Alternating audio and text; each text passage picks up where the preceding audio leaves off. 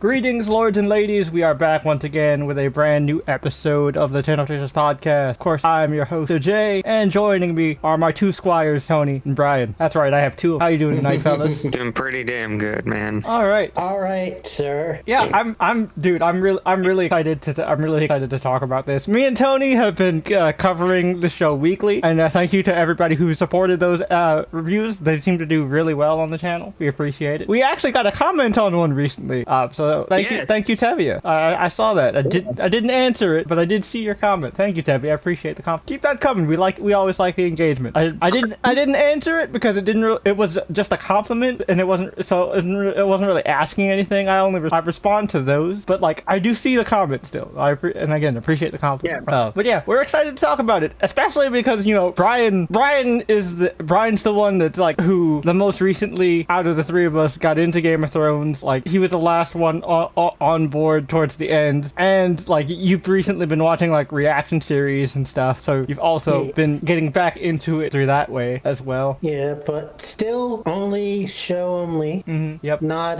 books as much as these guys. Yeah. not gonna make any jokes because I mean I do read a lot, but I also play Yu-Gi-Oh, so I still don't read. Well, I mean in the fact of this franchise books. Oh yeah. I mean, to be fair, like George is a purple ass writer. Like you gotta really like to read to be able to read through George's stuff, because this man is as purple as Tony's speech. Mm-hmm.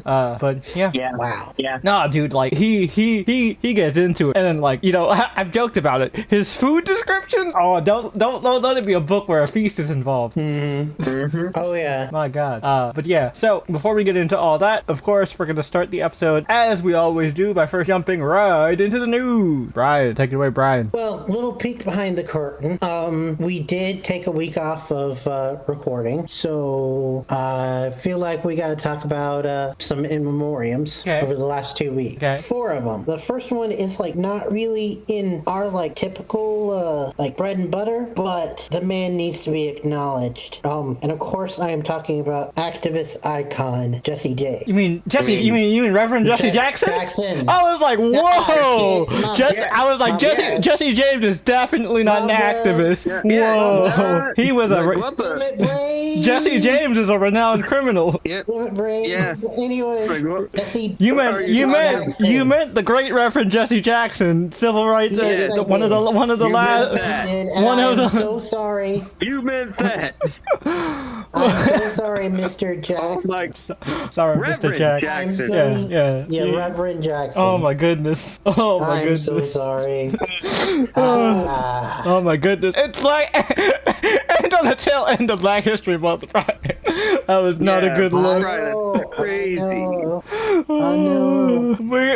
We're still keeping it in. We're not editing it out to save your ass either. We're keeping that. No, I know. Oh my God. Yeah, no, of course, like, rest in peace to Reverend Jesse Jackson. He's an icon, obviously, fought for civil rights for, not just African Americans or black people, all people of color, came to the NAACP and fought for different causes. He's champion for equality overall, and, his legacy is cemented, and he will indeed be missed. Mm-hmm. Oh yeah, he also fought for LGBTQ. Yeah, I mean, all marginalized communities, really. Yes, indeed.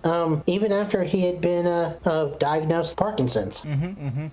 Yeah, he was one of the last living of the original like big civil rights activists. Yes. That was still alive and kicking. Oh yeah, and honestly, world needs more people like him. Hopefully they don't make a bullshit too after him later. Did you guys ever hear about that fucking I don't know if it was Adidas or Nike, but they put out, I think it was Nike. It might have been no, it's either Adidas or Nike. One of the big shoe companies put out a Martin Luther King shoe that's modeled after the colorway and the style is modeled after the hotel he was assassinated, and they put it out on Martin Luther King Day. It was a bad look. It was a bad look, and also it was just an ugly shoe. Real bad oh my look. god. Real bad look. That is. I don't know. I don't know who approved that. I'm pretty sure it was Nike because I think it was Jordan. Correct me on that one if I'm wrong. I know it's one of the bigger, I know it's one of the big shoe companies. My brother's a sneakerhead, and they were making fun of that a couple months ago. Oh, wow. And thinking about Reverend Jesse Jackson, I'm like, oh, I hope they don't do any bullshit like that to him. Yeah. That's messed up. Yeah, man. Yeah, but yeah.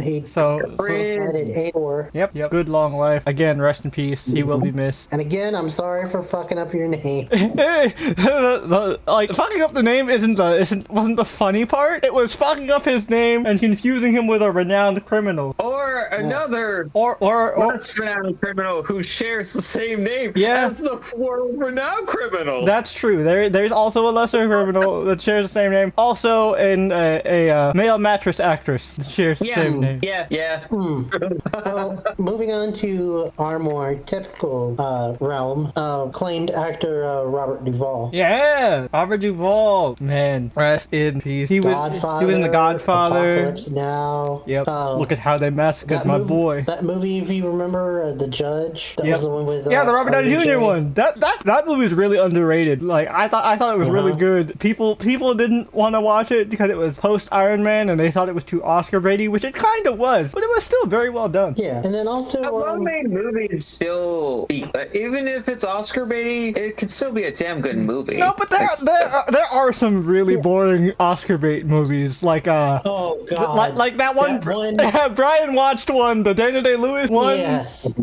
Brian hated that shit because there was one year where me, Brian, and Ellie were trying to watch, because we used to do a yearly Oscar prediction thing, and we go out of our way to try and watch all the best picture, at least all the best picture knobs, and me and Ella had gotten through most of them, but the only one we didn't watch was the Daniel Day-Lewis one. Brian watched that one. He goes, oh my god, I fell asleep. Phantom Thread, that's what it was. Yeah, literally nothing happened for 90% of the movie. It at points it'll literally show him just sitting there with hands threading something by hand, just for open minutes where there's no music, no nothing, just showing him sewing by hand. Oh man. Yeah. But anyway, also a movie that I remember growing up from Robert Duvall is Secondhand Lions. Oh, yep. That was the one with him and Michael Caine. Yep. Where they were basically two old men raising Haley Joel Osment. Yep. Yeah. Nice. But the man was a lot of places and very acclaimed actor. He was 95. Good God. Man, talk about a long life. Mm-hmm. And since I mentioned childhood, go ahead and transition into another figure from childhood, Robert Carradine. Really? That name doesn't sound Yes, familiar to me. is the brother of David Carradine? Oh, okay, I know who David Carradine is. Oh, and once I say his iconic role, you'll know who he is, Jay. Okay. But he was in a lot of stuff with his brother, Bonanza and Kung Fu. He was also in Revenge of the Nerds. Ah. But the biggest thing that you will recognize him from, and I think Tony might, and anyone from our generation, he was the dad on Lizzie McGuire. Oh shit! Yeah, I didn't know he was related to David Carradine. Yep. He was also in a few movies, he was in Django Unchained. Huh. And he was still acting until the day that he died. He was only, he wasn't that old either. He was 71. And that's sadly ironic. He died hanging himself. Oh. But unlike his brother, it doesn't seem like it was an accident. Apparently, it was known that he was bipolar. Ah. Oh. Dang. But the man helped a lot of kids growing up, because Liz McGuire was one of those shows where they weren't afraid to talk about darker, serious stuff. Hence why Disney passed on the remake, because they wanted to make it true to the show, but for them being adults now. Mm-hmm. So yeah, he will be missed. And then last, the youngest on this list at 53, we have TV actor Eric Dane. To most, he was known as McSteamy in Grey's Anatomy, but we know him best, Jay, as Nate's dad in Euphoria. Yeah, but I also watch Grays, so I'm also familiar with him as McSteve. Oh, I guess I totally forgot that. Just like a lot of people forget that he was in X-Men Last Stand. Was he really? Yes, playing the role of Jamie Madrox. Oh shit! I forgot Multiple Man was in that movie. Yep, and he was played by him, but he was in a lot of stuff. Like he was in the Jensen Ackles TV show that was a one-hit wonder, Countdown. He was in the latest Bad Boys movie. He was a lot of places. And while I'm never really a fan of Grey's Anatomy, and the character they played on Euphoria was deplorable, but he did a good job portraying it. We will never blame the actor for the character here. Yeah. But yeah, unfortunately he passed away of ALS. Oh, I heard about that. And reportedly, I heard that apparently he spent the last bit of his life living in Johnny Depp's house. Oh, really? Yeah, because apparently his house was more accommodating. Oh, that makes sense. Yeah. Yeah, so all four men will be missed. Yep. Sad to see them go. And then, unfortunately, we got to keep it still a little bit serious for the actual news, because I feel like we need to talk about this, and there is a precedence for it, because we had been covering it in the past. But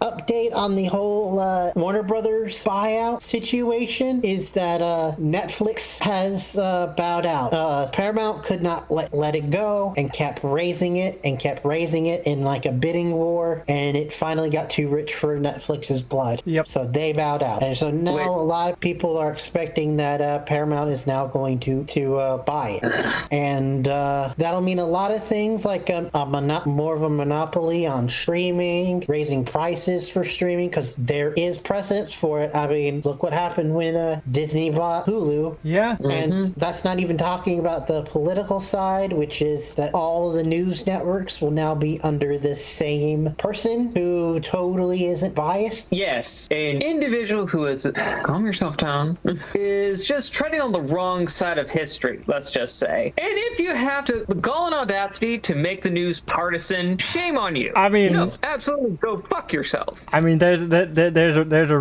reason the show Succession is based off of his family. There's a different individual. We're not talking about Rupert Murdoch. I thought Rupert Murdoch was the one that owned Fox. It's another Trump sycophant. Ellison is their name. Dave Ellison. Oh, I thought we were talking about Rupert Murdoch. No, we're talking about actually grew up with Trump, good friend. Yeah, an individual who is an opportunistic, money-grubbing asshole who, given the fact that this FCC is not going to do a damn thing about busting monopolies, and it was a problem that persists since the 80s when Reagan decided, you know what, we need to make news, not so much news, more like entertainment, which was basically what Reagan did. Yeah. Yep. And this is the same band and company, keep in mind, that fired Stephen Colbert because of what he said. Yep. Because those who want to keep power are terrified of what? An old man? Really? They want to make Hugo bucks, and that's it. And it's a crying shame that it's all about nearsighted self-interest. All they see is right in front of them, and that's all they care about. Not any future repercussions of what's going to happen to us after we're gone. Oh, yeah. But it's not all doom and gloom, because I did see an interview with Elizabeth Warren, and she said that it's not complete now. It still needs to go through a few steps and has to get approval, since it is such a big thing. It's millions upon millions of dollars. Supposedly, because of all the back and forth, even if they do buy it, Paramount still has to pay Netflix millions of dollars. And so as a consolation prize, right? Yeah, I heard about that. I forgot what the exact terminology is for it, but it's basically a consolation prize. But yeah, so it's still not a complete done deal. And apparently, according to her, part of the way that normal average day people like you and I can help with this is just to spread the information about it. So we could have talked about the McKenna casting or different things being announced, but I felt like we needed to talk about this and spread word about it. Yeah. Corpos think that they can do whatever they want to all of us. We have the power of the purse as consumers. We like we said before, we try not to get political here, but sometimes you do have to say something. Case in point. We talk about entertainment and pop culture. This is tied to it, so it's necessary. Yeah. And I'd say it's similar to when we covered Bad Bunny. Also, Also, when we talked about Sinners. Halftime show. Oh yeah. Yeah, True. everything has its point and purpose, because a lot of art, whether people like it or not, is political. No ifs, ands, or buts about it. No matter how many times people can claim that they want they want politics out of like comics or video games, it's been there the whole time. It's been there the whole time. I mean, literally, Captain America started by punching Hitler. I've literally, dude. I hate that argument so much. This is why I have to stay off comic Twitter, even though I'm hooked on the drama. Yeah, I mean, the whole entire reason why you stopped doing comics is basically because of comic Twitter.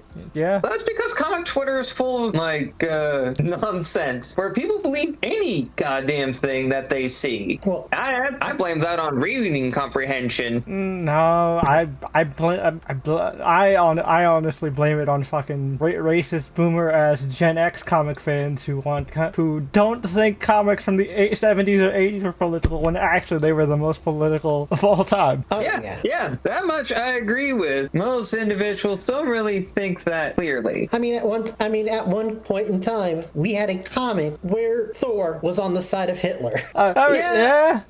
Not a good look for Thor. No, invaders, man. Yep. That's a wild time. Yep. Yeah, but before we get back to talking about some probably serious issues in our main topic, let's take a break with our screen time. I was gonna say. So, screen time is, of course, the segment of the podcast where the guys and I all talk about the various rabbit holes that we've gotten stuck into over the past, I guess, technically 2 weeks, because we haven't recorded in 2 weeks. That could be anything from, movies that we don't have time to cover or may cover later, TV shows we don't have time to cover right now or may cover later, comic, video games, manga, all that stuff.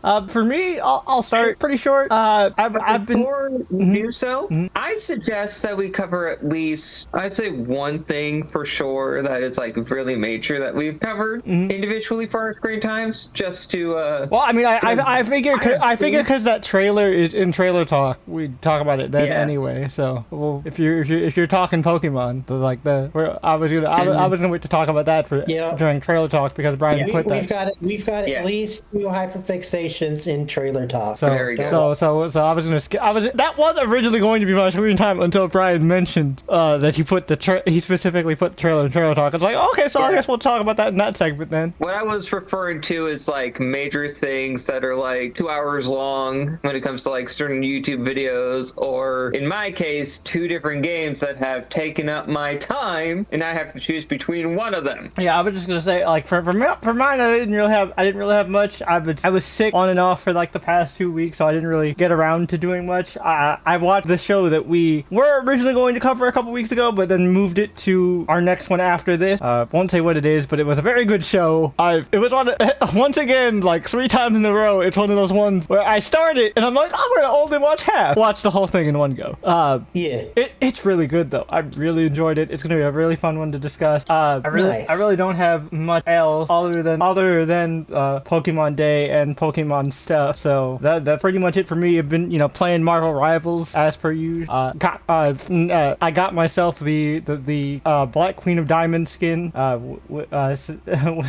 Since I got paid recently, I was like, fuck it, I'll spend $20. I got the Queen of Diamonds Emma pirate skin. We were planning to watch Monarch, but we're gonna move that to next week and just do cover 2 episodes in a video with the 3 of us. So look forward to that. But that was on the schedule. We still plan to do that because we really like the first season, and I think covering it weekly would be fun. But yeah, that's it for me. Go ahead, Tony. You seem pretty hyped. So the one thing that I want to really focus on and just talk about is Sir Superhero's video. Oh, I haven't watched the Infinity Stones video yet. It's on my watch later list, but I haven't watched it yet. It is 2 hours long. I know, that's why I haven't watched it yet. I'm saving that for work. And them stones, those gems and stones stones had a wild ride, let's just say. Also, And I'm still upset that they changed the colors, because I had just memorized the colors by the time they switched them to gems and then switched them around to match the movies, and I'm like, son of a bitch. And that's the crazy thing, right? And he'll mention it in the video, the colors were interchangeable because people forgot. Yep,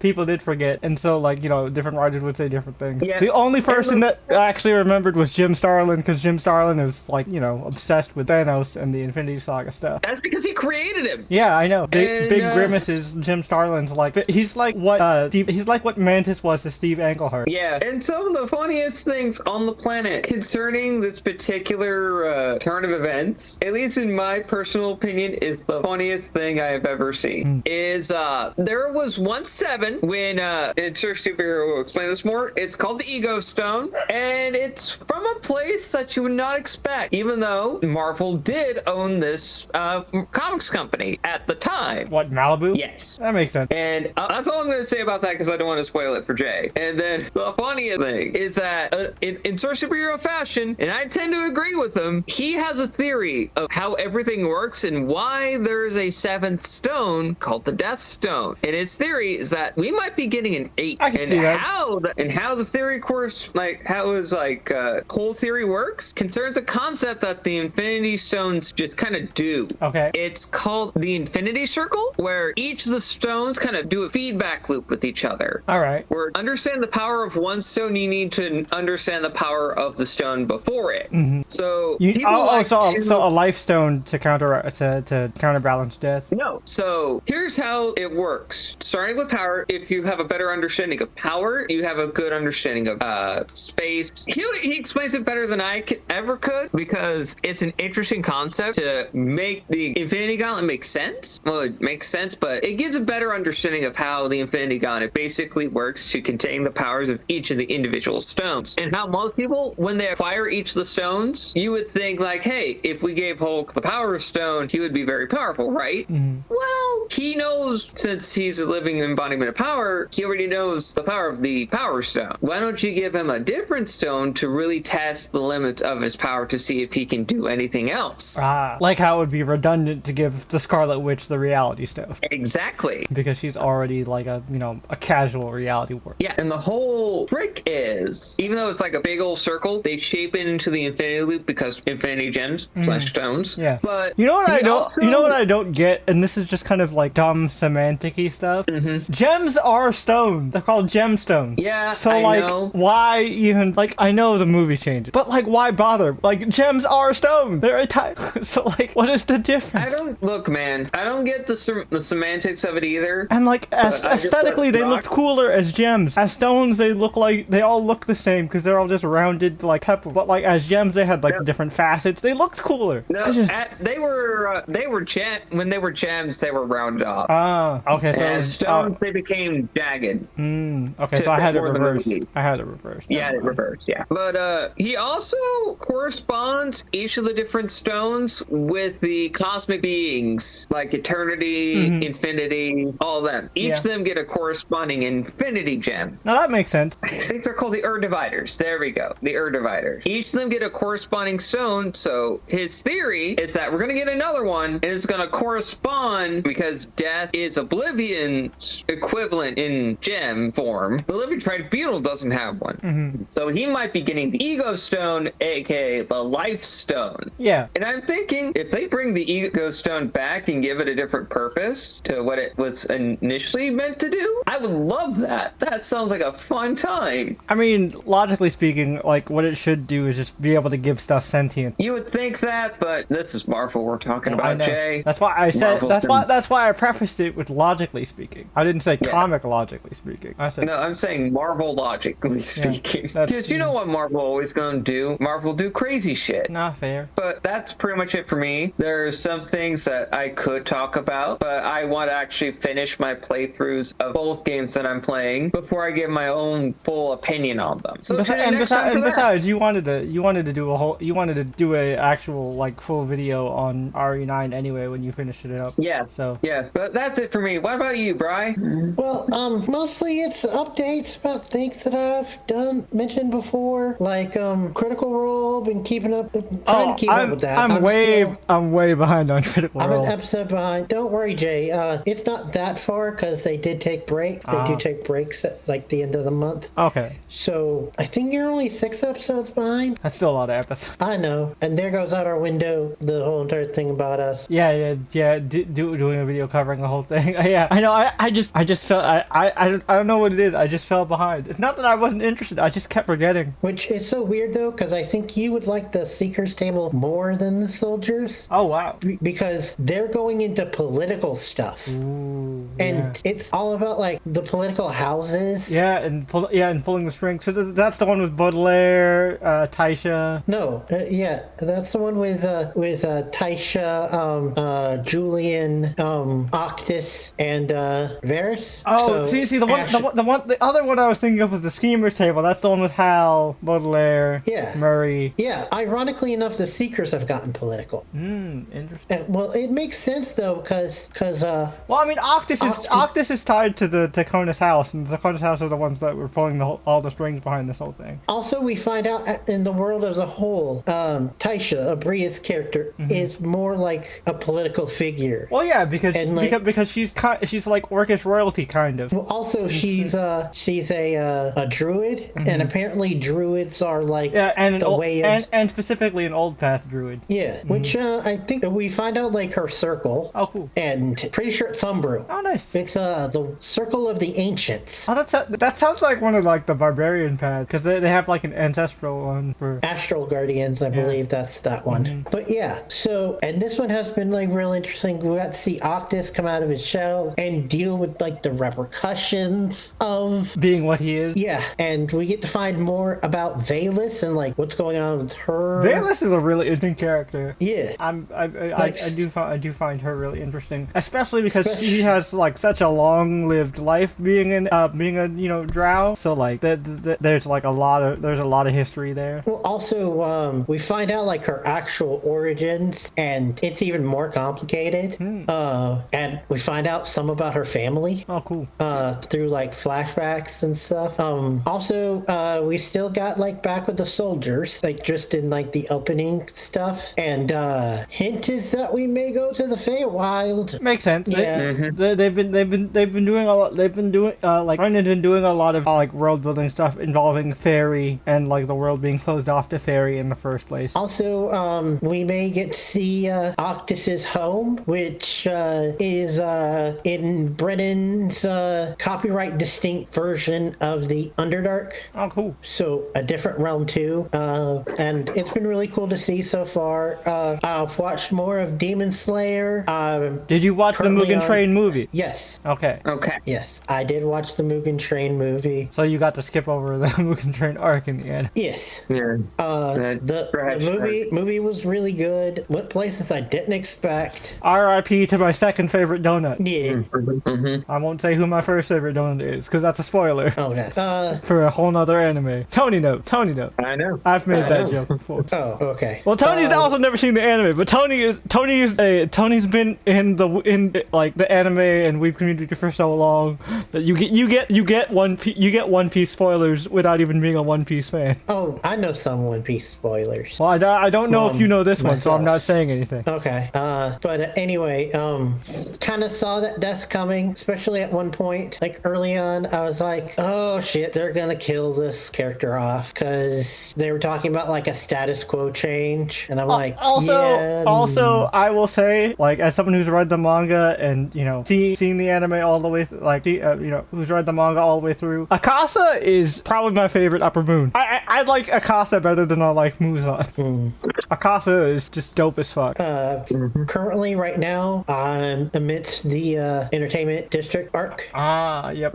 which definitely has a very like rough start, honestly. It starts off really slow, yeah. But And then once you finish that, you've got to watch the Infinity Castle movie. there's Netflix says that there's 2 more seasons before that. Oh, there's 2 more. I see. I don't. It all kind of blurs together for me. I don't know. Oh yeah, there's Sword Village. Yeah, Sword Village after that, and then Sword Village. there's Sword Village after that, and then I don't remember the one after Sword Village. For some reason I thought it was like after Entertainment District, it's Sword Village, and then the It's movie. the Hashira training arc. Yep, yeah, makes sense. Uh, you know, just so you know, they're pretty much just gonna finish the anime as a movie, like Yeah. like the Infinity Castle is a trilogy, and that's how they're gonna just wrap up the rest of the story because there's not much Yeah, left.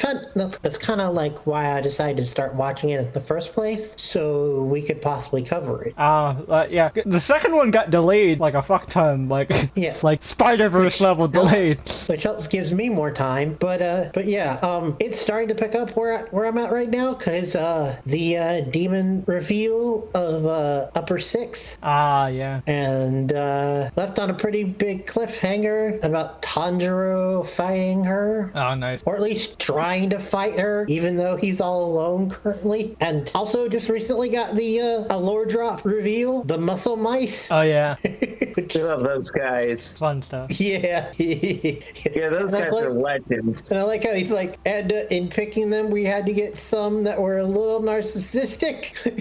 Because they want to be swole, man. I mean, you know, makes sense when you think about it. You got you gotta be obsessed with looking good. You getting those muscles. yeah. It's like homie. It's like fucking Machio from Dumbbell. Yeah. Everybody's favorite muscle bro And- with a tiny ass head. You had the 3 guys trying to pretend to be women. Which is the funniest thing. It reminded me of Mulan, like at the end of Mulan. Oh yeah.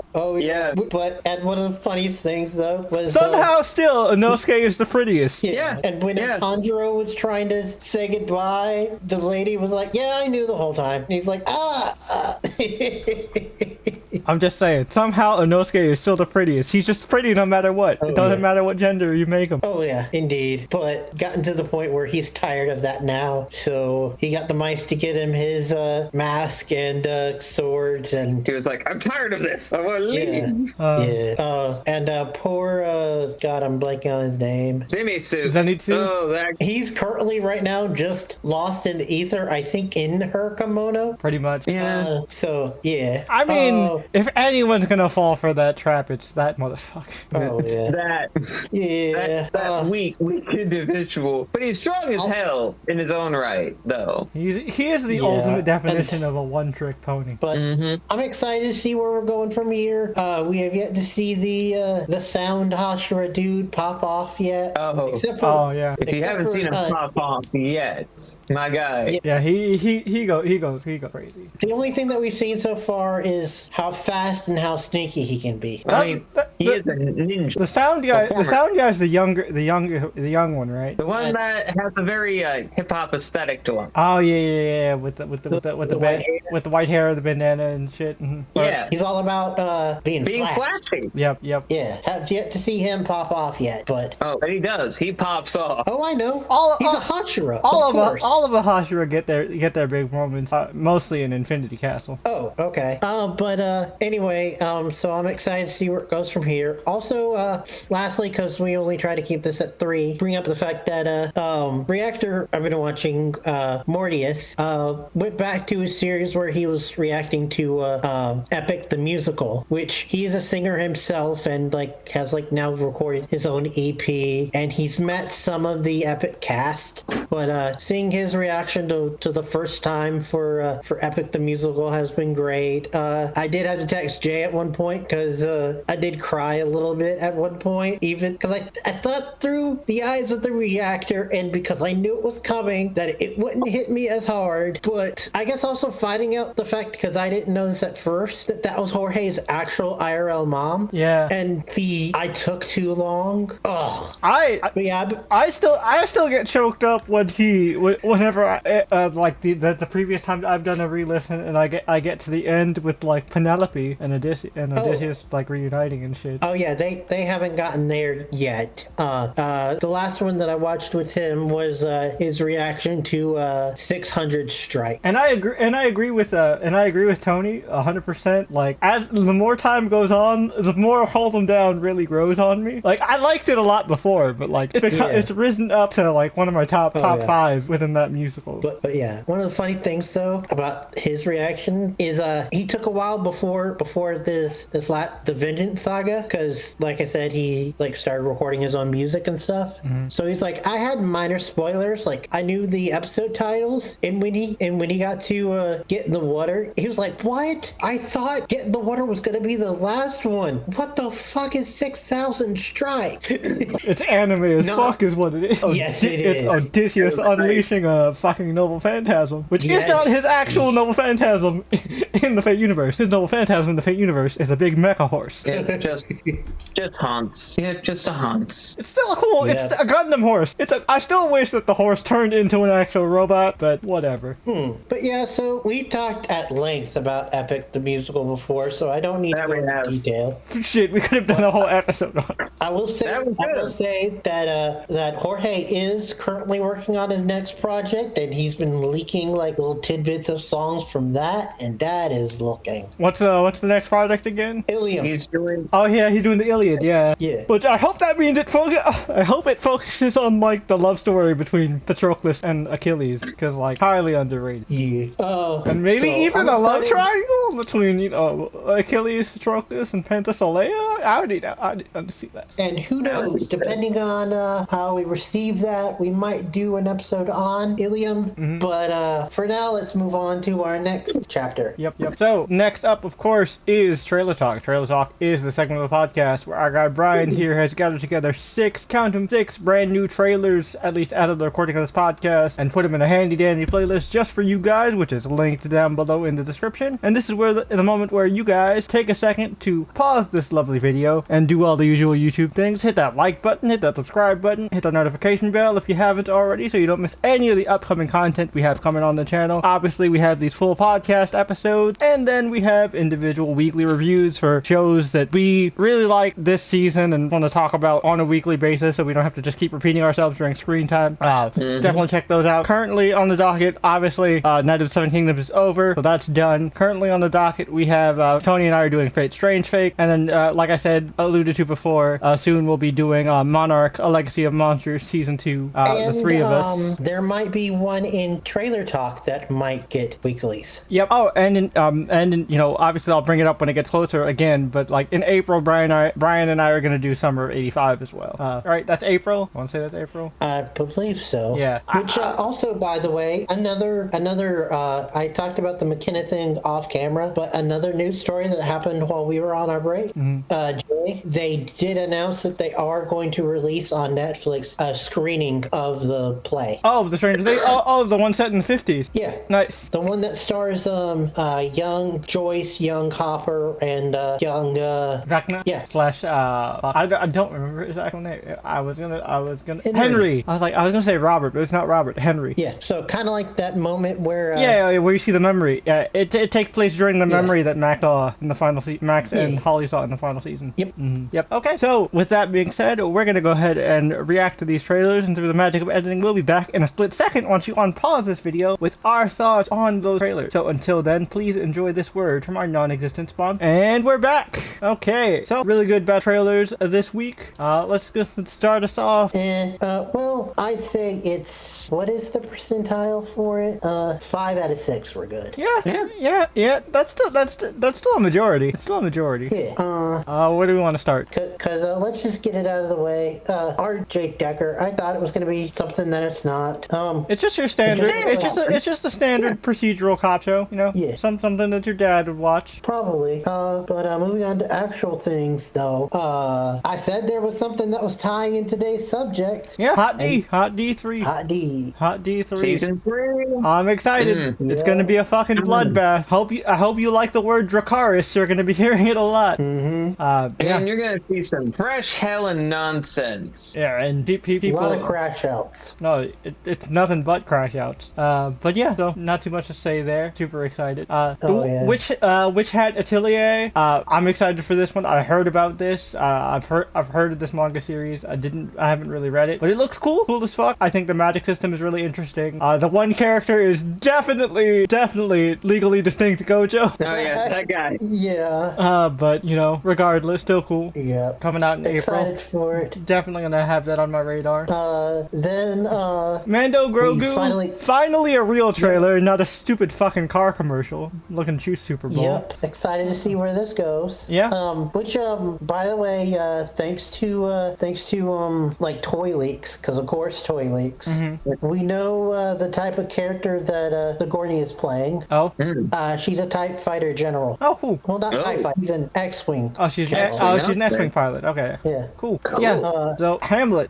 Yeah. This looks awesome. It looks sick. I love it. It looks sick. I love the aesthetic. Yeah. Hamlet is probably in my top 5 Shakespeare plays. My favorite is always flip-flops between King Lear and Macbeth, but Macbeth is just so intriguing. Macbeth is probably my favorite. The modern Macbeth adaptation I saw like a few years ago was really sick. I don't remember who was in it, but they had a lot of big there were a lot of big actors in it. It was really good. It was done by the BBC. One that I saw where like it had the weird sisters in like nurse outfits, and in one scene Macbeth had relations with one in a stupor. But yeah, it was crazy. This looks awesome. I like the aesthetic, and Hamlet's a great story. So like I definitely want to check this out. Oh yeah, and it stars the criminally underrated Riz Ahmed. Yep. I mean, this guy, everything I see him in, he's always good.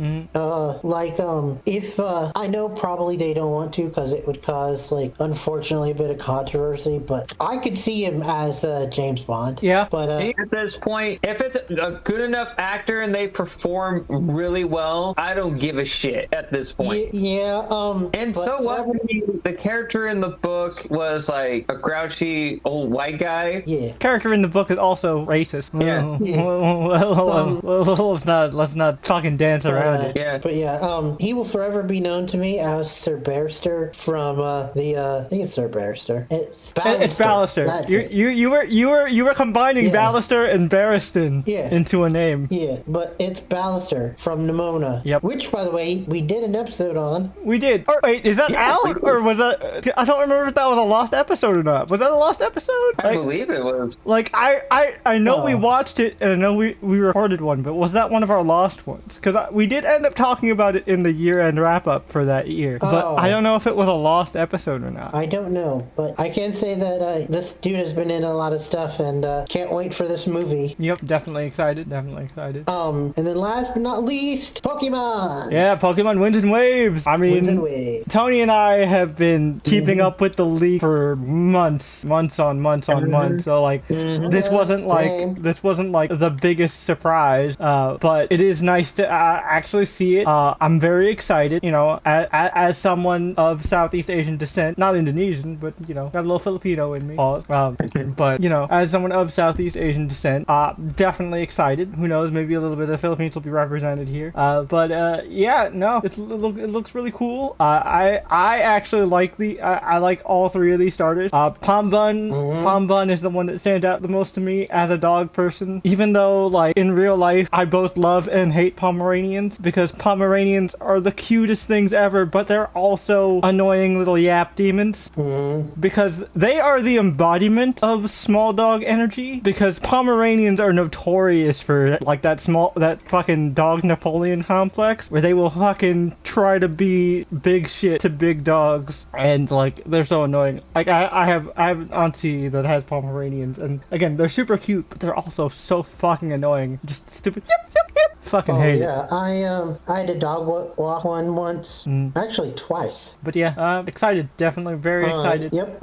I also can't wait to probably see gonna- what the specialized version exclusive Pikachu do. And also the normal flying. Yeah, what the route bird is. Yeah, with the regional bug. Bird and rodent. Yep. Mhm. I'm Or excited to mammal. see all the- Or mammal.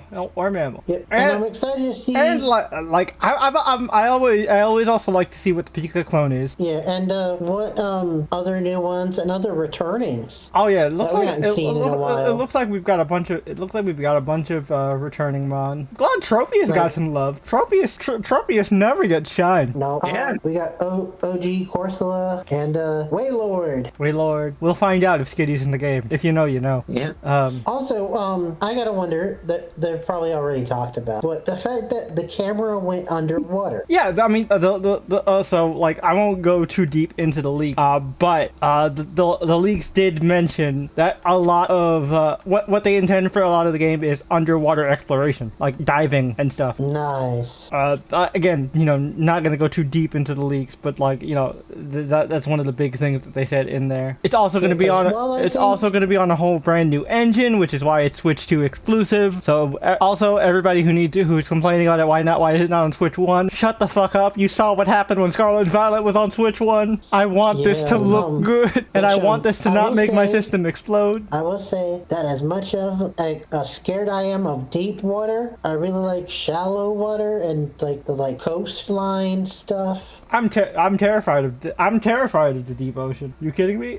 But that won't stop me from exploring it in game where it's nice and safe. Oh yeah, like I gotta tell you, I never played it, but I watched some of the playthroughs. Oh, I'd never be able to play Subnautica. Subnautica's too realistic. That Yeah. scared the shit out of me. Oh yeah, same. I watched Seto play it one time, and I was like, nah, I'm good, dog. No, I've seen multiples. Those leviathans. Oh my god! And also, Jay, you probably didn't see it, but there's one point where you see like an ancient extinct leviathan, Oh, that's crazy. and but here's the craziest thing about it: it's like 4 or 5 times larger than the normal one, Oh, damn. and you just run into its skeleton. But yeah, regardless, this is gonna be dope as fuck. I'm excited for Gen 10. Yep. Just one more year. I'm really hyped. Also, Yeah. super hyped for Pokemon Champions as well. Gonna finally be able to fucking battle consistently on something aside Pokemon Showdown. Also, it'll be interesting to see like what some of the newer I mons, want abilities. to know what the Mega's abilities are, because the trailer that they showed had a Mega Dragonite in it and stuff like that. I want to see. What ability? I also need to pick up my fucking Garchomp Z-ite when I What keep forgetting ability about would it. you give Megan Dragonite? I don't know. Personally, honestly, fucking multi-scale, which Dragonite already has, is fine. I wonder if, given the huge stat change, if it might just be normalized. I don't know. I mean, they could just straight up create new abilities. So Not the cut.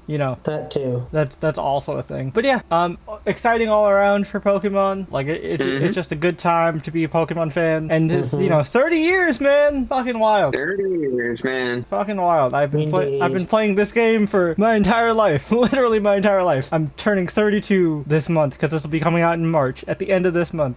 Which is weird to me because I'm like, no, I was like 4 or 5 when the first Pokemon came. I played the first Pokemon game, but I was like, no, yeah, but it came out later in America. Duh. But yeah, good shit, man. Pokemon, it's forever going to be like a part of me, and I will always be a hopeless shill for Pokemon. I will admit that.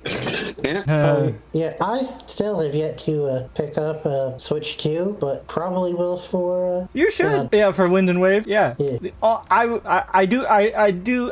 will say though, I do admit, Pokopia still does not look worth it though. While we're talking Pokemon, like that looks like a cool game, but it does not look like a $70 game. I'm cool, dog. But yeah, that is for trailer talk. Let's go ahead and jump into our main discussion, which is, of course, A Knight of the Seven Kingdoms, Season 1, or as Tony and I have been calling it the entire time, The Misadventures of Dunk and Egg. Oh, of course.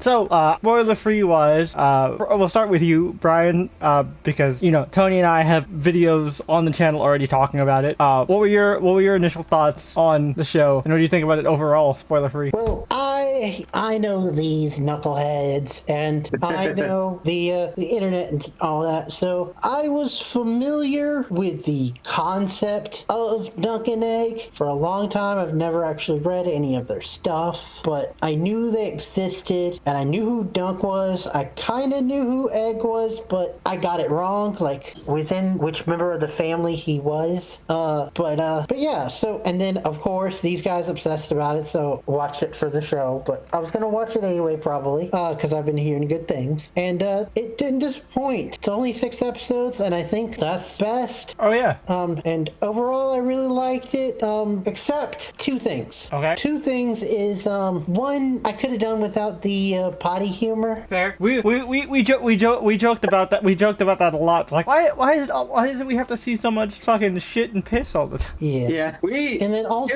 it was a constant joke, though. and then also from a narrative perspective, I wish they hadn't shown us one thing in the finale, but that would be going into spoilers. So Wait. I'll stop there. Wait, what? Wait, what did you wish about the finale? They didn't include one scene. Okay. Okay. But overall, really liked it. It's definitely, like, you can tell that it's Game of Thrones, but it's also its own unique thing at the same time. And I think this does have great potential overall. I can't wait to see where we go from here. It's definitely one of the better shows of the year so far. For sure. So I guess Tony and I can talk about this simultaneously because, again, we have videos like talking about the show in depth, like on the channel. So we can keep this very brief. But I think this was a fucking perfect adaptation. Like, it was very tight, very concise. The characterization was spot on. I think one of the bigger problems of Game of Thrones stuff as a whole is they tend to drag in the middle, but everything moved at such a good pace, and I think they paced it out like well enough where we're gonna get a good solid 4 seasons of stuff. And I say 4 seasons because there are like 4 or 5 novellas, short stories. According to, I think it's the showrunner, he said that he could see it going on for 20. I don't think that's realistic. Realistic. The thing is though, is that he said like between every like series of 4 seasons would be a time skip. No, I get that, and that you do, I get that, but at the same time, there are only 5 stories. Like, we're gonna run into the if you do too many, you're gonna run into the same problem that they ran into towards the end of Game of Thrones. You don't got shit to copy anymore.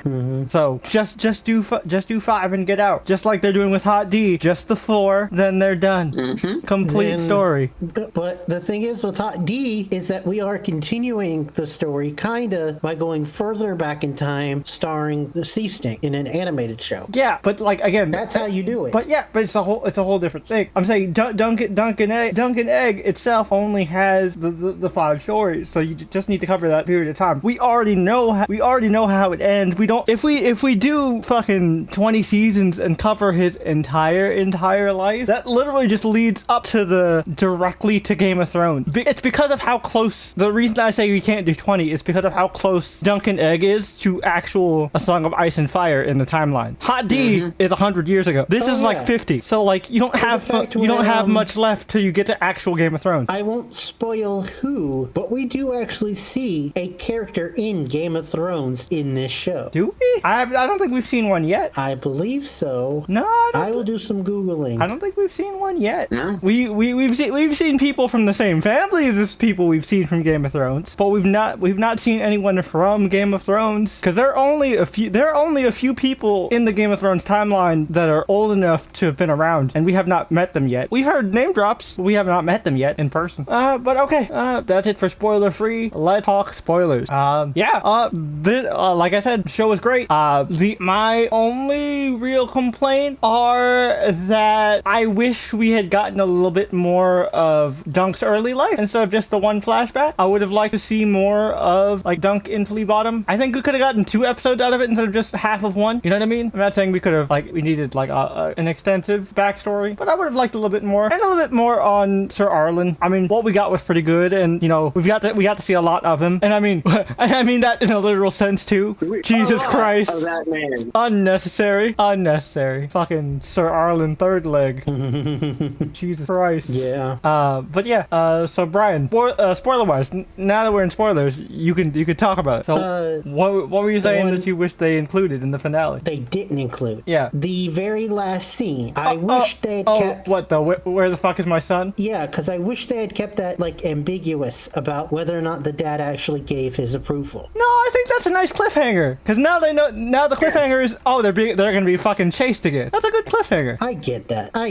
But also, Plus, if you don't end it like that, the story just feels complete. Right? It's just like, oh, cool. He's gonna be a squire now. Ah, shit. And then it's like, so there's no real conflict here. It's like, ah, shit. You didn't get approval. There we go. That's where the story's gonna continue. You need that. You need that as a cliffhanger. I get that. Just also, when I said I don't like it, it's not bad. I'm just nitpicky. Okay, Which, I get that. Understandable, but there's some things that you kind of have to expect with this franchise as a whole, Brian. Is that Targaryens are going to Targaryen, and some fools are just going to be acting the fool, you know? Yep. Now, all right. So now that we're in spoilers, what character were you talking about? Because we have not. I'm like 99% sure we have not met any characters in person. I was wrong. I googled it and I was wrong. Okay. The one that I was talking about was Aemon. Aemon was a name drop. We didn't meet him. Yeah. We did not see Aemon.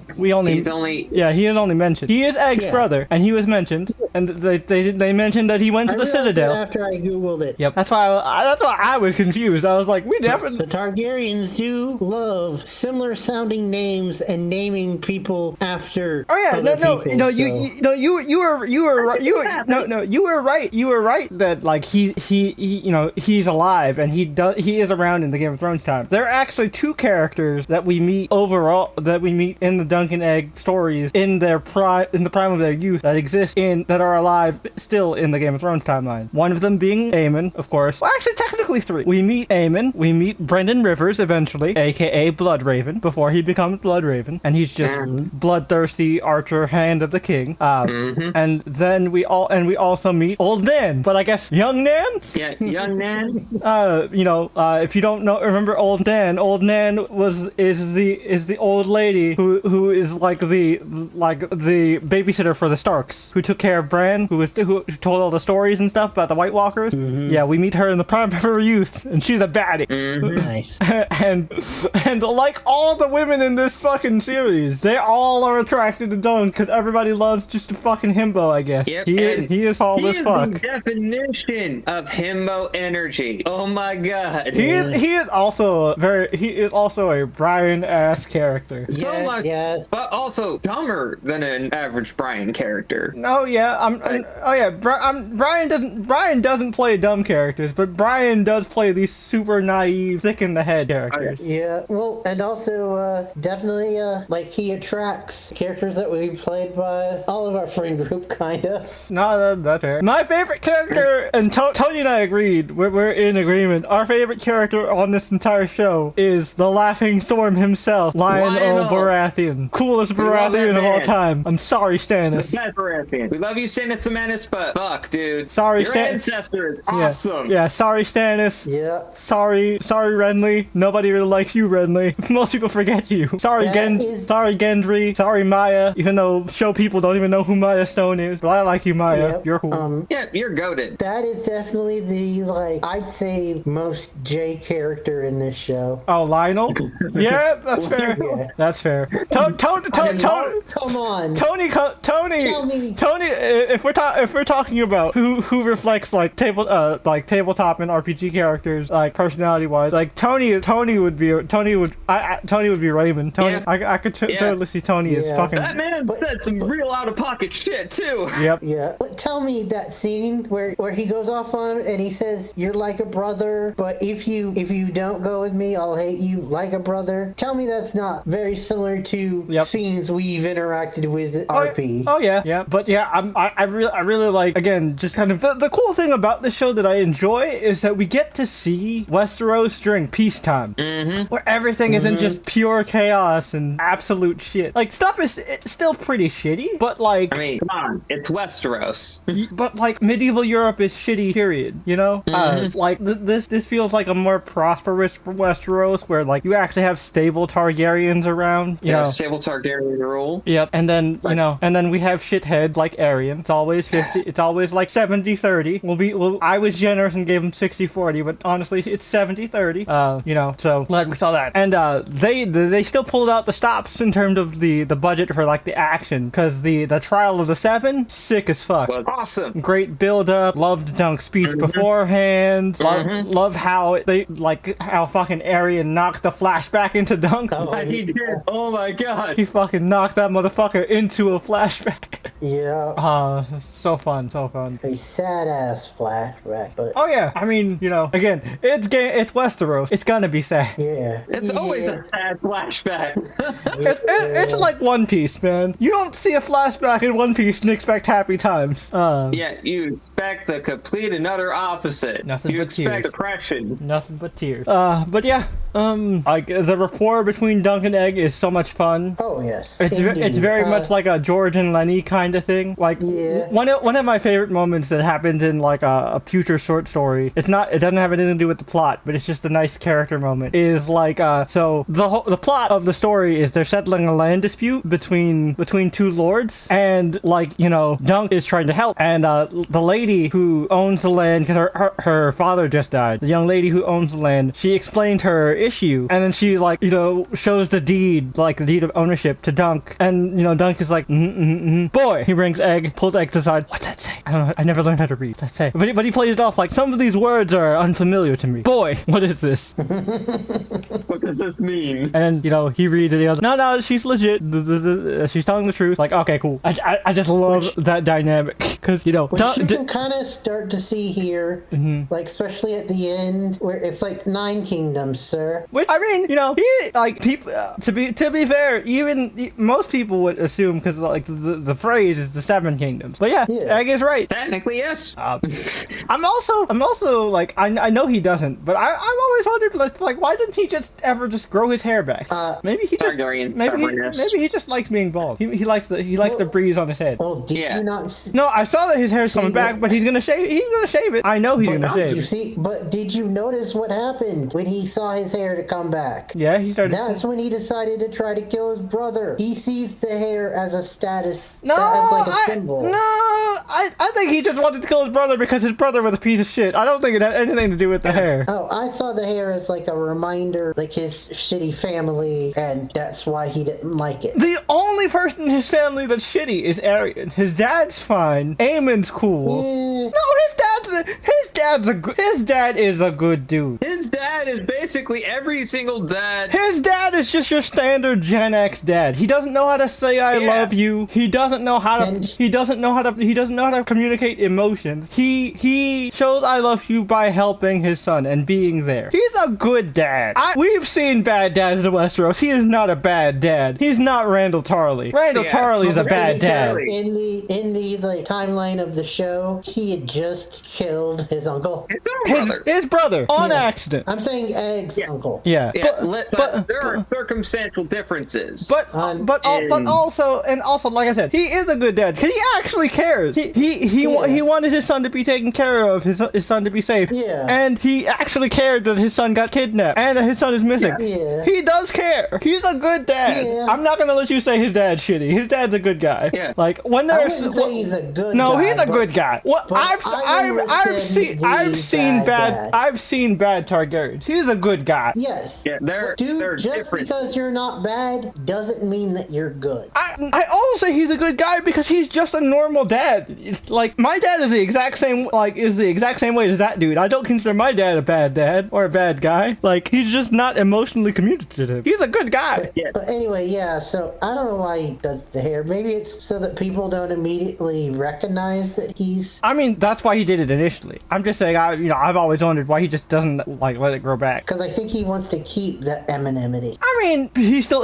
if so, then why would he not constantly introduce himself as Aegon? He hasn't. No, I'm talking about in the future. I don't know future, so I can't judge on future. He does. Okay, so you're judging me for not knowing... Oh, I'm not you're not I'm not judging judging you. I'm just saying That's why I said I've always wondered. I'm not saying you're wrong. I'm saying I've always wondered why he never lets his hair grow back, because like he still introduces himself as Aegon like when he meets other people. So like he doesn't keep that shit a secret. So like grow your hair back. I guess just to keep up the egg name. I mean, he's thematic. I mean, he's egg regardless. I don't know. It's just always been weird. Know. It's always just been weird to me. I know it's a reach. It's always been weird to me. Also, just I also think it's just funny that like the kid that they casted has legit an egg-shaped head. That had to have been part of the casting. Also, have you seen their interactions IRL? I've seen some interviews and stuff. It's basically the same, but mix it in with a little bit of that Benedict Cumberbatch, Tom Holland, where the older one's always trying to stop the younger one from spoiling. Yeah, but yeah. Anything else? Anything else we want to say? No, I think we pretty much said what we wanted to say. Like a lot of the citizenry of the Seven Kingdoms in this time said some wild, out-of-pocket things because of Blackfire Rebellion nonsense. Yep. The entire first half of the season was just show how shitty Dunk's life is. Yeah. And you know. And how he got dunked on by prostitutes, which is hilarious. That was the lowest blow. Like, madam, no disrespect to the world's oldest profession, but like I am definitely different from a whore. You take dick for coin. Like, also, it's not to say that it doesn't pay well. Don't get me wrong. Also, Raymond, my man, that ain't your kid, dog. Yeah, that ain't your kid. Yeah, dude, she is too far along. You just had sex with her like a day ago. Ain't no way, big dog. Ain't no way. Like, the seed ain't that strong. Even though you're a ride or die, but you're dumb as fuck. Although good for you, getting a whole ass cadet house. Like that's a big power move. It is a power move. Oh yeah. We made a Targaryen cadet house in our Crusader Kings. Oh, nonsense! That came from that. Look, it was fine. House White Flame was great until Arya fucked it up. No, that was one of the daughters of the main Tar family. I know Arya was one of Rhaegar and Lyanna's daughters, but I'm just saying House White Flame was fine, and then it eventually died out because they married back into the main family, so like it disappeared because we ran out of boys. But yeah, Sir Raymond, he was great for what he was. He kind of reminded me of like a more I don't mean this in a bad way, inept version of Podrick. Yeah, I mean Podrick himself was kind of also inept. Pod failed upward a lot.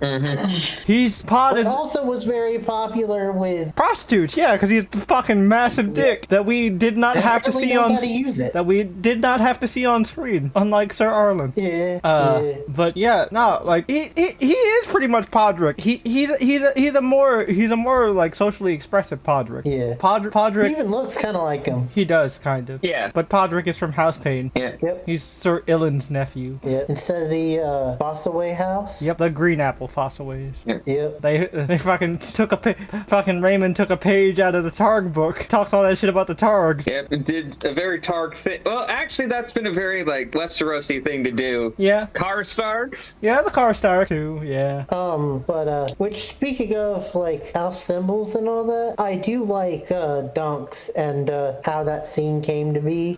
Yeah, it's fun, and also like you see how like that it eventually becomes the symbol of House Tarth. And Lionel even drops. He's like, "Hey, you ever been to Tarth?" Yep. And I did like the puppet lady. Felt bad for her. Yep. Yeah. I mean, she'll still be around. She'll still be around. We do end up seeing her again eventually. Well, they did point out how Egg wanted to go to Dorne, and they said that she was hiding in Dorne. We're probably not gonna see that part because that's not shown in the stories. But she pops up in other stuff in the future. Cool. But I will say we do get to see a bunch of different parts of Westeros. We get to see the Riverlands. We get to see Winterfell. We get to see the Reach. We got to see a little bit of the Reach even with this tourney here because tourney took place in the Reach. Yeah. And I also like and fun fact for you, the Lord that held the tournament, like that family is the family that or actually no, it's not that family.